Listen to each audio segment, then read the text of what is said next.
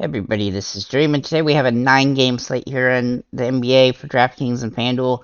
I do not like this slate at all. This might be the worst slate I've seen in a long time. The reason I don't like it is because there's a crap ton of value, lots of injuries, and not a whole lot of good priced guys that are on the upper level of the price ranges.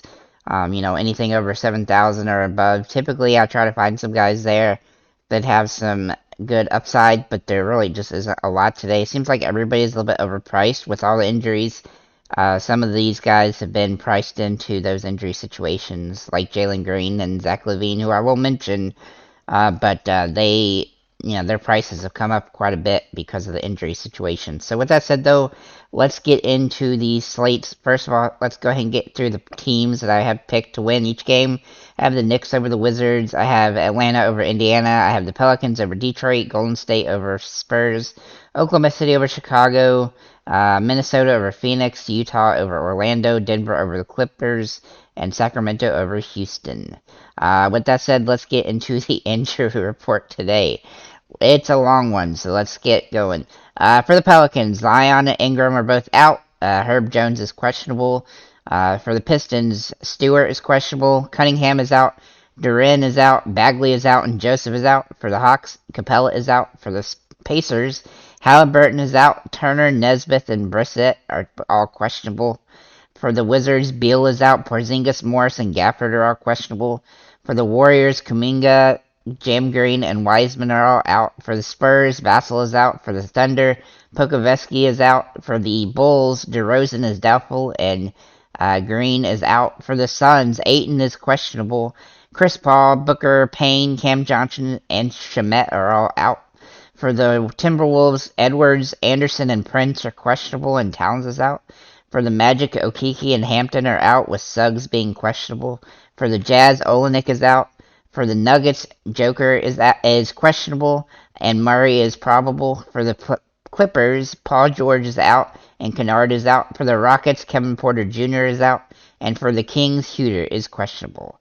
We have a lot of questionable tags, a lot of guys that are in sticky situations today.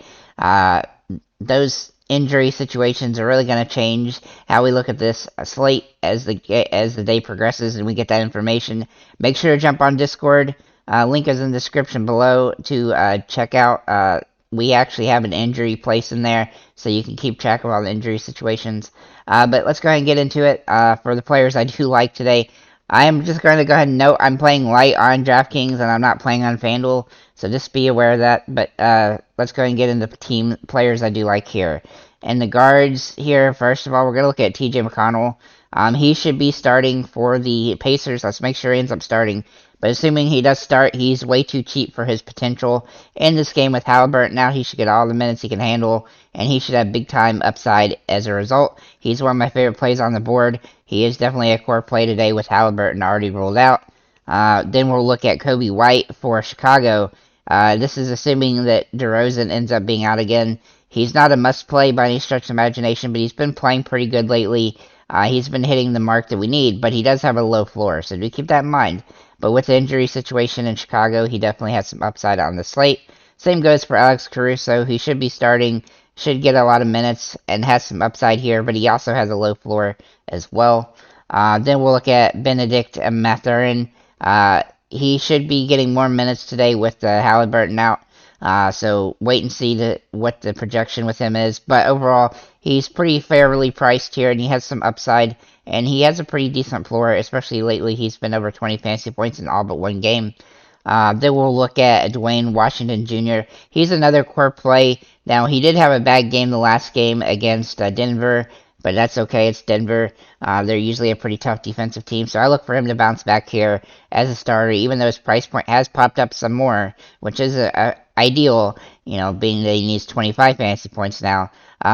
If he ends up starting again, he's definitely somebody I'm going to take in consideration on the slate. I wouldn't say he's necessarily a core play exactly, but he is a top-tier play overall. Hami Diallo also looks really interesting today with the injuries to the Pistons. He's been playing really well the last 3 games, getting over 25 minutes each of those games. If he's slated to do similar, then I expect him to be another good option on the slate. And then Jalen Green.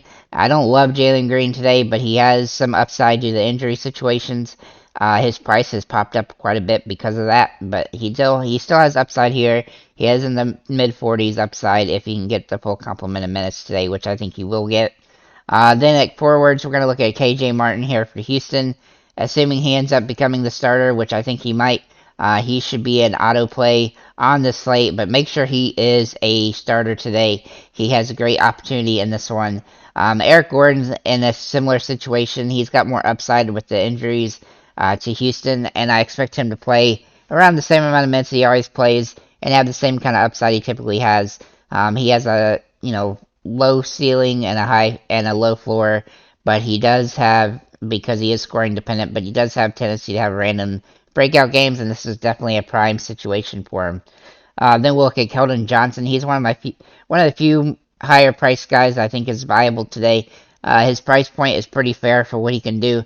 He is coming back from injury though, so last game he did pretty good against Memphis, so I expect him to continue to build on that. He's got a nice plus matchup here against Golden State, who hasn't been very good this season. Then we'll look at Najee Marshall here for the Pelicans. He's played really well with Zion and everybody out, and I expect that to continue here. He's only had, I think, one bad game since Zion has been out. But overall, his price point has come up to the point where I think it's probably where it needs to be. So it doesn't make him a must play, but he does look like a decent play on this particular slate. Norman Powell also looks interesting today with Paul George potentially out here. There's several players on the Clippers depending on how they end up with their starting lineup, but he's probably the top option here. He's got some decent upside, and he's got a decent floor considering the situation against Denver. Then we'll look at Jason Tate here for Houston.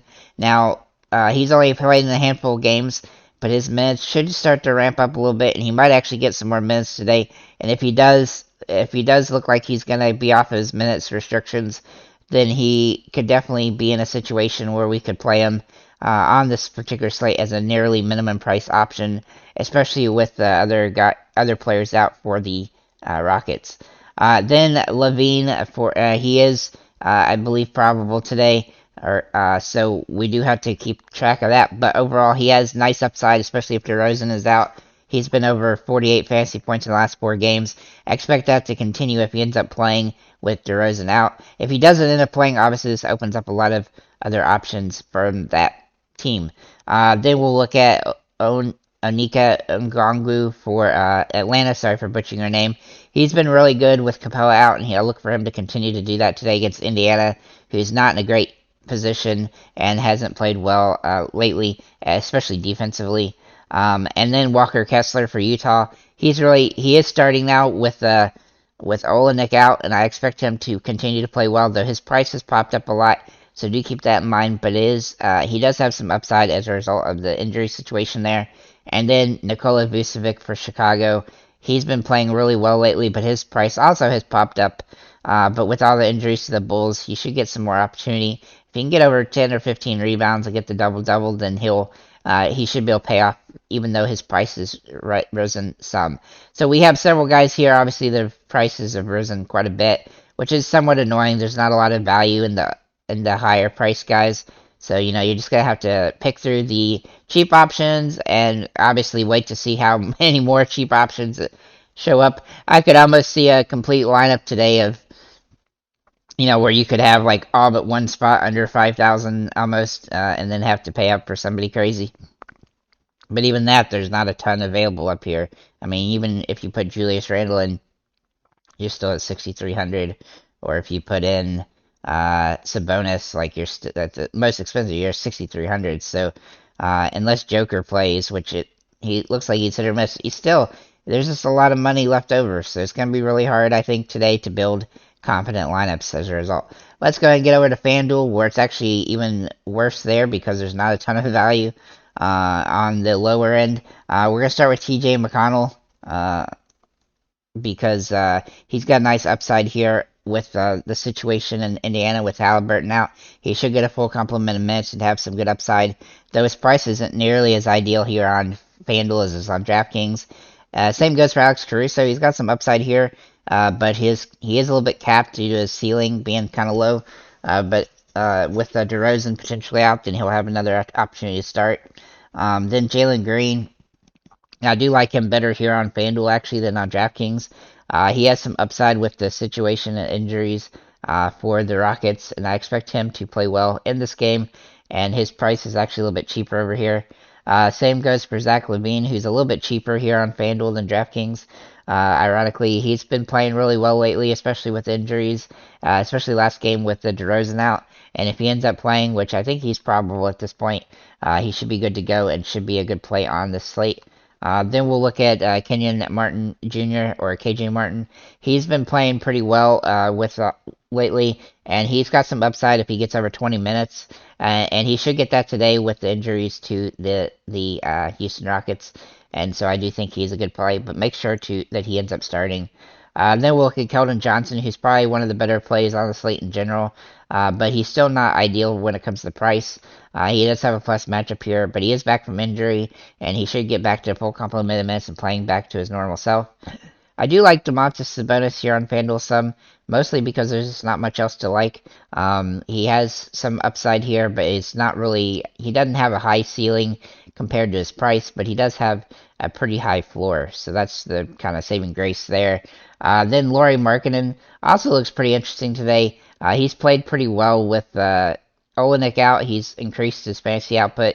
I expect that to continue here in this matchup, and he's got a pretty decent price here on FanDuel, more so than over on DraftKings.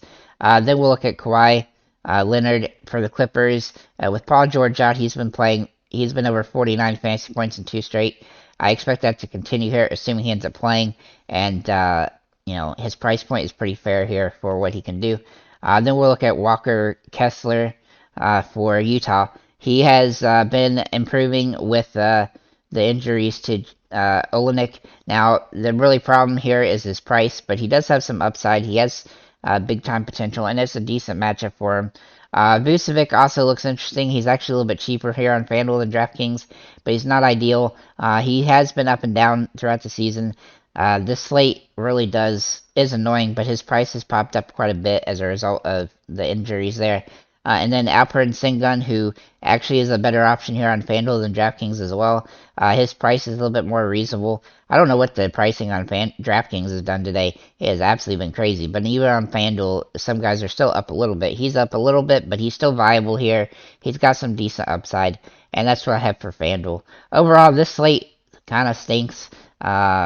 Like I said, it's going to be really hard to figure out, especially if more injuries come to play. We got a lot of dudes that are questionable. I think I counted like 15 players that are currently questionable, so that's quite a few, not to mention all the guys that are already ruled out. And so we'll have to see how it plays out. Make sure to like, comment, and subscribe, and have a nice day, guys.